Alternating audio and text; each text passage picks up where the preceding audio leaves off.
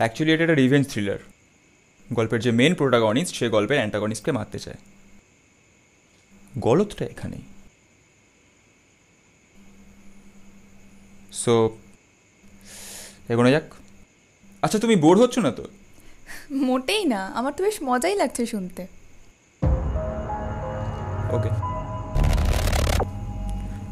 রাত 12:05।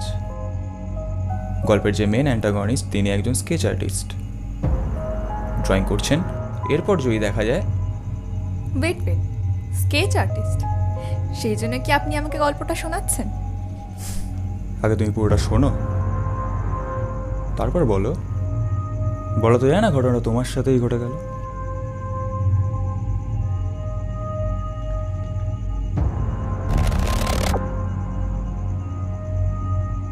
ঘরের বাইরে টোকা মারার আওয়াজ। এটা শুনে স্কেচ আর্টিস্টের গায়েলম খাড়া হয়ে উঠল।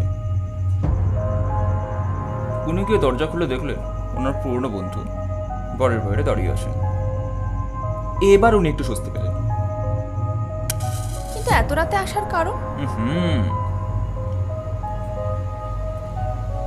তুমি তো গল্প শোনার আগেই ক্লাইম্যাক্স জানতে চাইছো।